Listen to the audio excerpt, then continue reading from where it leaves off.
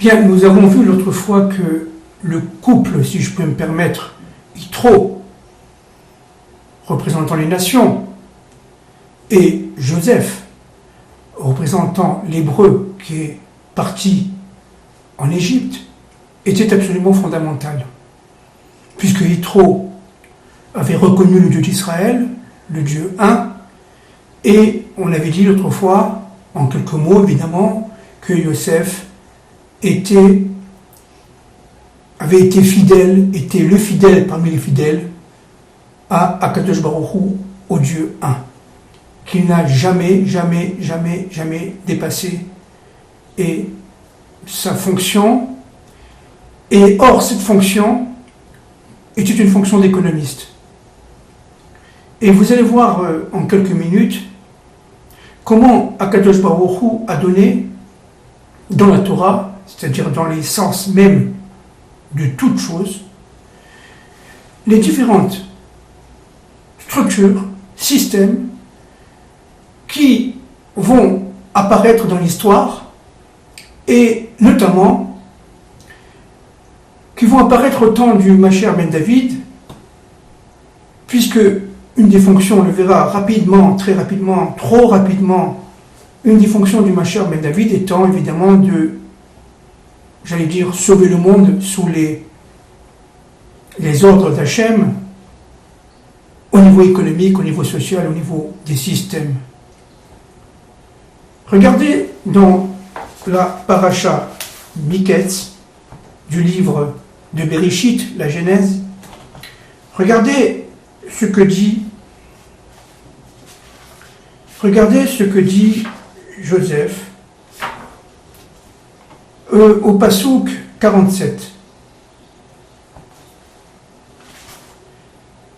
Au Passouk 47, et on va commencer peut-être un peu avant, au Passouk d'abord 34.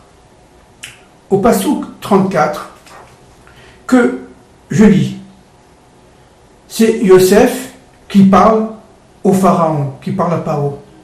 Que le Pharaon avise à ce qu'on établisse des commissaires dans le pays et qu'on impose d'1/5 le territoire d'Égypte durant les 7 années d'abondance, qu'ils amassent toute la nourriture de ces années fertiles qui approchent, qu'ils emmagasinent le blé sous la main de Pharaon pour l'approvisionnement des villes et qu'ils le gardent. Cette nourriture sera comme réserve pour le pays lors des 7 années de disette qui surviendront en Égypte afin que ce pays ne périsse pas par la famine. Fin de ces premiers psukim, et nous allons continuer le passouk, comme j'ai dit tout à l'heure, 47. La terre, pendant les 7 années de fertilité, produisit d'abondantes moissons. On amassa toutes les denrées de cette année qui se trouvèrent dans le pays d'Égypte, et l'on approvisionna les villes. On mit dans chaque ville les denrées des champs d'alentour. Et Joseph fit des amas de blé, énormément, comme le sable de la mer, tellement qu'on cessa de les compter, car c'était incalculable. Et je finis en disant la chose, les psukim suivants, notamment le passouk 54. Et elles s'écoulèrent les 7 années d'abondance qu'il y a eu sur le pays d'Égypte, puis survinrent les 7 années de la disette, comme l'avait prédit Joseph. La famine fut dans tous les pays, mais dans tous les pays d'Égypte, il y avait du pain. Tout le territoire égyptien était affamé. Le peuple demanda à grands cris à Pharaon du pain. Et Pharaon répondit aux Égyptiens, allez à Joseph. Ce qu'il vous dira, vous le ferez. Maintenant écoutez bien. Comme la famine régnait sur toute la face de la terre, Joseph ouvrit tous les greniers et vendit du blé aux Égyptiens. Il n'a pas distribué, entre parenthèses, il a vendu. Et vendit du blé aux Égyptiens. La famine persista dans le pays d'Égypte. De tous les pays, on venait en Égypte pour acheter à Joseph, car la famine était forte dans toute la contrée. Fin de citation, passouk numéro 57. Alors, je voudrais faire un certain nombre de remarques. Premièrement, a priori comme ça, Yosef a dit des choses fort simples. Il faut accumuler pour répartir lorsque la crise arrive et lorsque les ménages, disons, n'ont pas suffisamment de moyens de subsister. Mais enfin, je ne comprends pas, les experts de Pharaon, les conseillers du roi, ne le savaient pas ça? On avait besoin de Joseph pour pouvoir dire cela?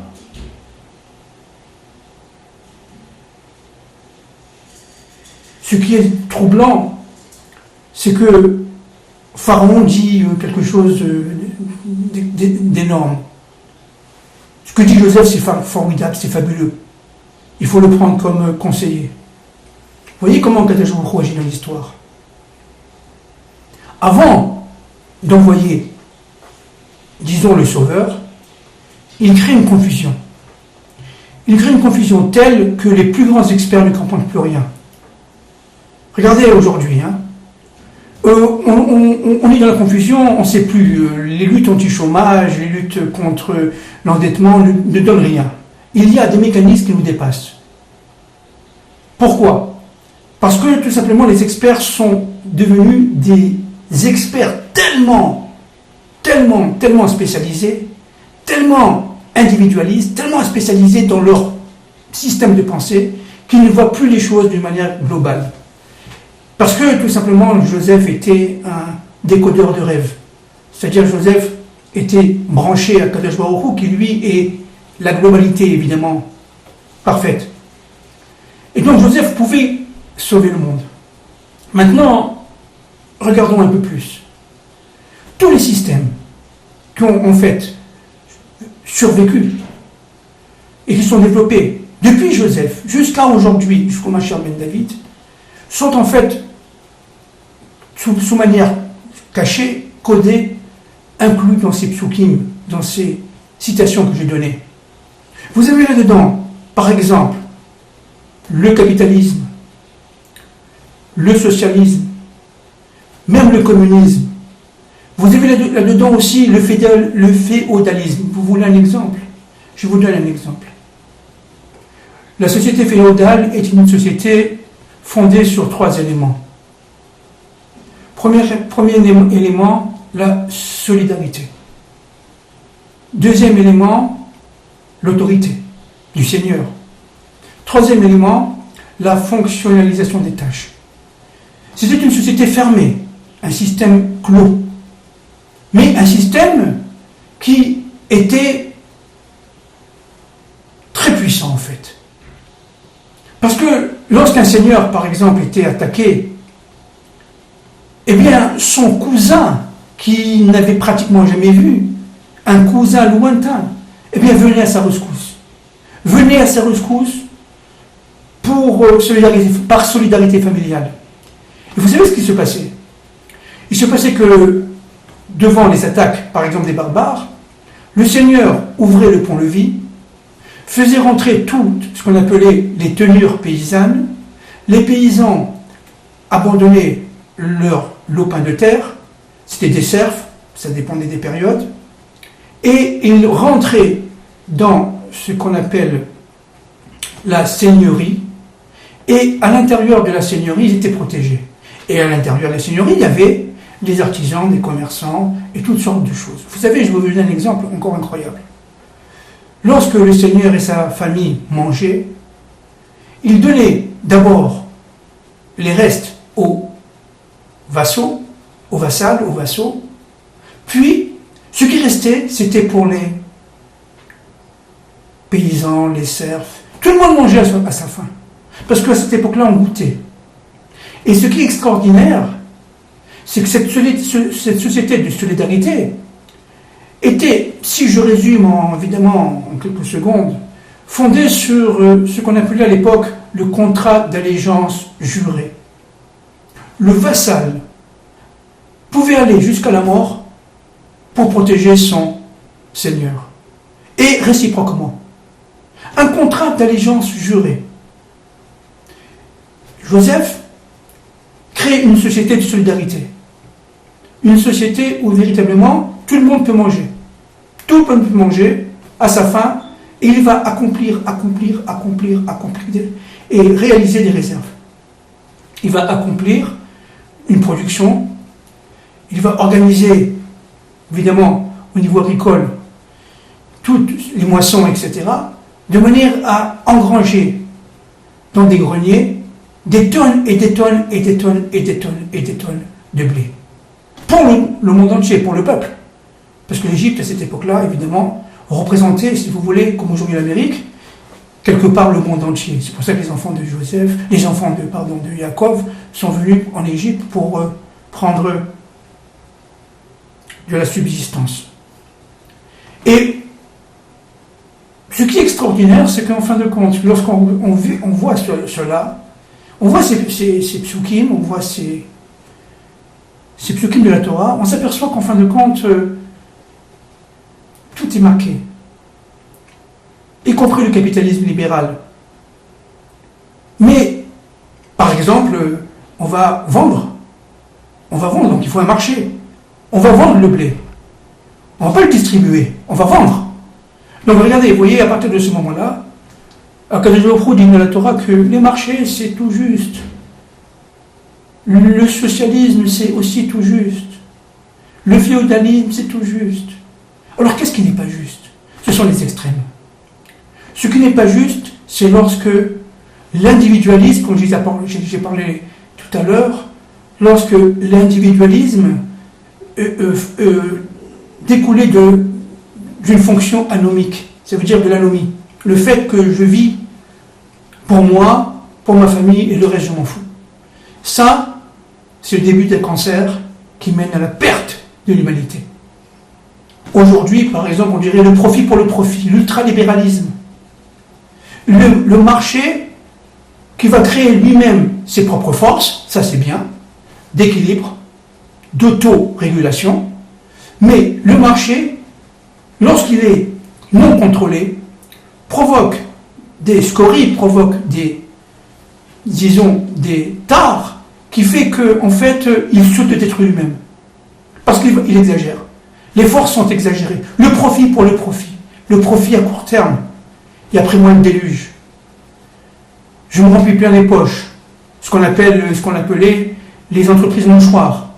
On achète des entreprises à un sou, on les retape au niveau comptable et juridique, on achète un ou deux brevets, ils vont prendre de l'ampleur à la bourse et on va les revendre 10 fois plus cher. Et on va empocher évidemment la différence. Alors, ce système, la Torah n'en veut pas. C'est la Torah du Hémet que nous avons reçu. Et dans le Hémet, il n'y a pas les extrêmes. Les extrêmes sont, si vous voulez, des dépassements qui sont mortels pour l'économie, pour la sociologie, pour la famille, pour tout.